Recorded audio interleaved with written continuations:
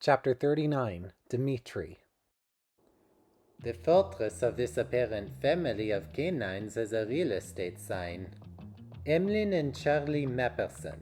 Remember, I hear for the second time from Turtle. You're not thieves. We got it, bro. I zippity zapped the conversation with. The house is suburban, plain, someplace I'd rather be in prison than live forever in. Well, I suppose not vraiment in retrospect. Cooper knocks on the door. Who is it? Asks an anemic voice. It's about Branwell. Cooper seems to think for a moment about what to say and how best to do so. We want to help find him. To my surprise, the door flings open like a slingshot. Charlie is honestly not very muscular, nor Emlyn, who walks over close behind him, but they look sleep-deprived and not taking crackers. If you three are from the police, barks Charlie as he inspects us with scorn. Finding my innocent son will not help anybody, least of all him, but you and your stupid paychecks and pride, we're not from the police. We're members of the worldwide supposed criminals union, Cooper hears himself say. The WSCU? Repeats Emlyn. Yes, chimes in Big McSweeney. Well, the two of them represent protecting those who have been wrongfully locked up. And I'm here with them because I was your son's cellmate for the last few months. Jim McSweeney. Did Branwell ever mention me? Charlie looks up at the big log in shock and awe. Branwell mentioned his cellmate was nice despite a bunch of tattoos. He specifically mentioned you having bad fella on your chest like you do here. Branwell's a sweet little pup, adds Big McSweeney. If he escaped from prison to prove his innocence like that classic old movie, or if he escaped because he was in danger from the other prisoners, we're here to try and find him, not to catch him, but to protect him. Neither Mapperson says squat for a sec. Branwell also said, mentions Emlyn, that his cellmate had a broken tusk. She walks over hesitantly and feels it. Definitely not fake. So what are you doing out of jail? Interjects Charlie. I want to believe you, but seems a little too odd that Branwell's now missing and you are out of jail. Why are you out? Did you escape too? He turns a little freaked. Are we gonna be charged for talking to you? We probably shouldn't be talking to you. We've suffered enough. Well, Cooper rubs his neck for a moment. This might help. I'm Sly Cooper. Both Mappersons blink. Wanted poster, Sly Cooper? Cooper offers hesitantly. Light bulb dings. They stare at Cooper like if they squint enough, he'll fade like a tilted silk image on a fancy dollar bill.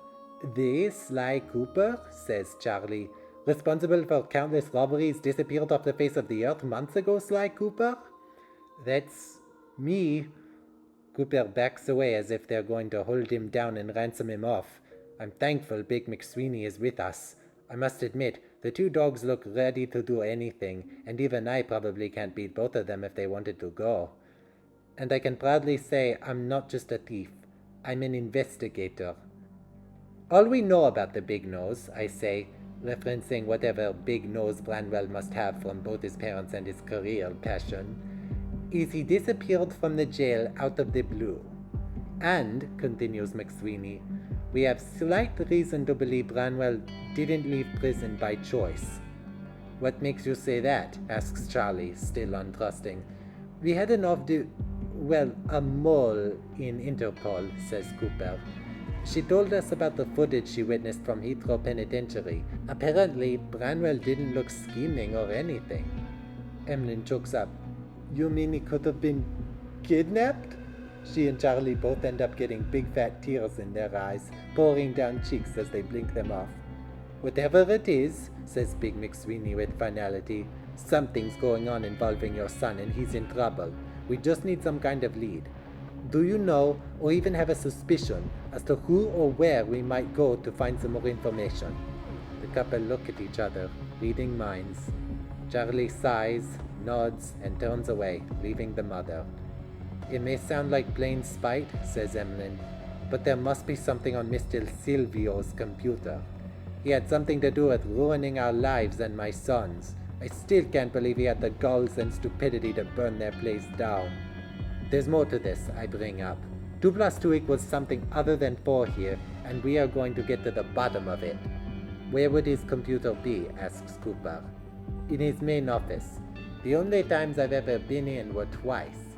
Once for my job interview, the other about an important fact in the job. He has a hand scanner at the 3-layered metal door, and the computer is probably password protected. Our guess is he has lots of enemies. Both times it was memorably stuffy in there. Emlyn closes the door without courteous goodbye, but stops before finishing up. Whatever you find, take whoever messed with my son down. Cooper nods, but I don't know if she saw. What did I say about not revealing yourself? I hear Turtle say as we walk down the street, retracing steps back to our hotel of a hideout. To you and McSweeney. They seemed very hesitant, I say. Don't blame these two for blowing their cover. You should have seen their faces. They're as ready to kill as the worst of the uncouth. Yeah, I get it, I overhear Turtle say solemnly. We'll just have to keep our eyes peeled in case they decide to snitch. I already figured sneaking onto Roger's computer would be a good step. With Emlyn's theoretical intel, I have a plan formulated. Head on back, over and out. We're 2 blocks down when Big McSweeney's Tamewame rumbles like a died-out engine. Light breakfast? I inquire. Didn't have much of an appetite, I guess. Was a little scared. When can we get a little snack break? Cooper thinks aloud. Oh, look there!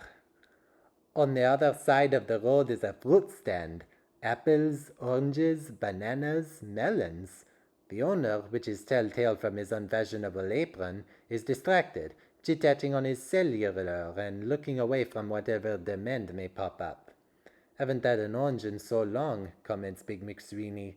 Used to be a sort of special dessert you could get for good behavior, until Barclay's son took over and took them away. They were my favorites. So let's get some, says Cooper. Who has money? He then turns to moi. Dimitri, you brought your wallet in your pack, right? I take it off and unzip it. I look around and cannot find it. I think back to this morning when I packed up. Oopsies. My apologies. Was focused on my snorkeling gear. Forgot my wallet. No problem, says Cooper, who zips over to the stand, crouched, uses his cane to knock about 5 of the citrus fruits off the stand and into his pack, then walks away all casual and whistling.